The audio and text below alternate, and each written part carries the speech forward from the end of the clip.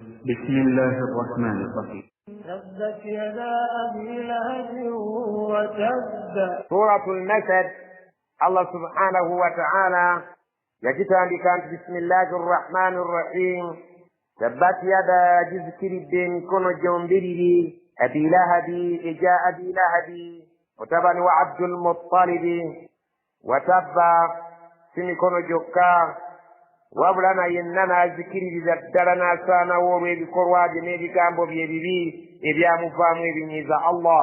Omusajja oyo ne mukyala we baali nga bantu babi nnyo eri Nabbi sallallahu alaihi wasallama, era baamutulugunya entulugunya y'ekika eky'enjawulo. Erinnya lye ery'obuzaale lyali ayitibwa Abdul Uzza.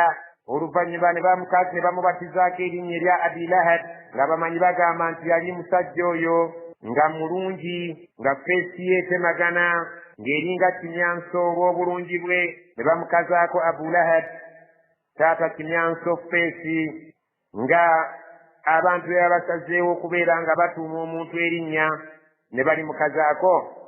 Omusajja oyo Allah subhanahu wa ta'ala era nga bwe yayogera yamuleetera endwadde embi nnyo ey'akawumpuli yali esobola n'okubeera ng'abantu bagitya okubeera nti agibasiiga.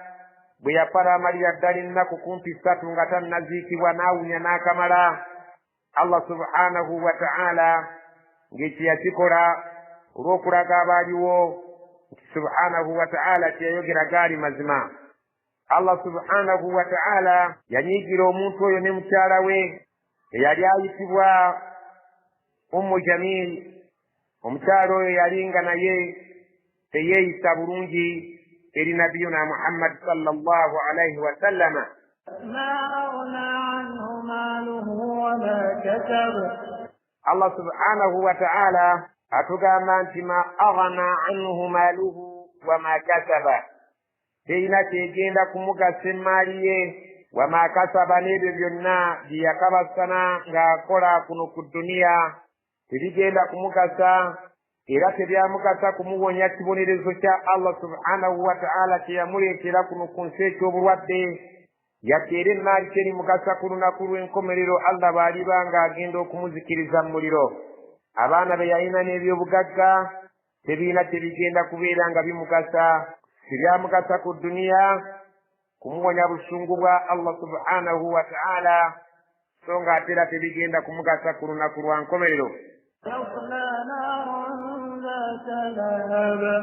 Yasla naran, agenda kusonsekebwa mu muliro, zaata lahabin, gunnannyini kwaka nnyo, gunnannyini kwokya nnyo, gunnannyini bukambwe mu kwokya okw'ekika eky'enjawulo.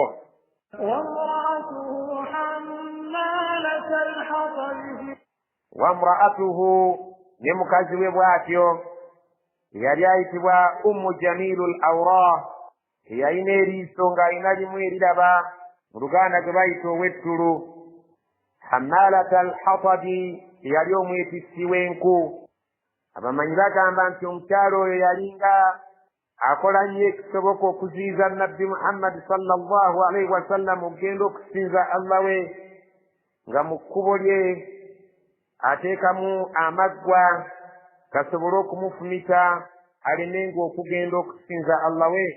Ne bamukazaako erinnya nti Hammalata al-hatabi, eyeetikkanga enkwe z'amaggwa abeere nga yeekiika mu Nabbi sallallahu alaihi wasallam aleme okusinza Allah subhanahu wa ta'ala. So ng'ate kimanyiddwa mu bisoko by'Ekiwarabu ti Hammalata al-hatabi, omuntu eyeetikka enku, ewaabwe kyalinga kitegeeza nti ye muntu atambuza olugambo wakati w'abaagalana ng'ayagala okubatabula, kubanga enku nga bwe muzimanye nti zirimu omuliro zookya, n'olugambo lwokya wakati w'abantu abaagalana embeera neyonooneka. Abawarabu baagambanga nga bagereesa nti omukyala omwetissi w'enku kiba kitegeeza nti omukyala omutabanguzi w'abaagalana ng'akozesa olugambo.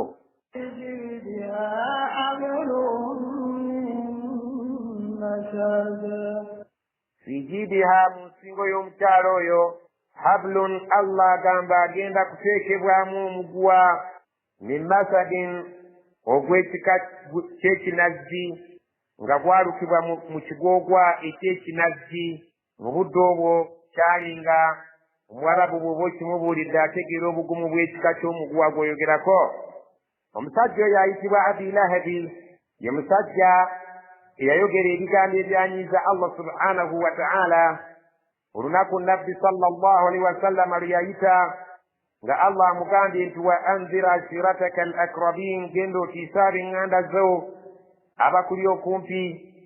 N'agenda ku kasozi n'ayimirira n'abayita n'abagamba abantu ab'ekika kya gundi, abange ab'ekika kya gundi, ab'enju ya gundi, mujje ne bakuŋŋaana.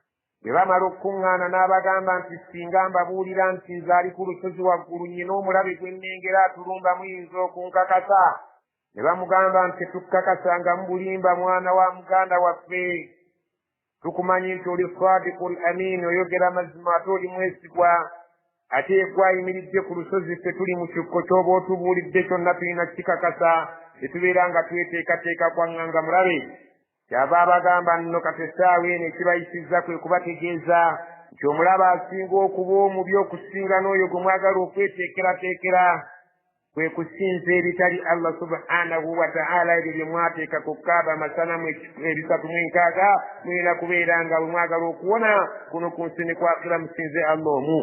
Omusajja Abu Lahabi kyava avaamu ebigambo nga yeekandagga n'amugamba lihadha jama'atana ya Muhammad, ekyo kyekitukuŋŋaanyisizza wano owange ggwe Muhammadi.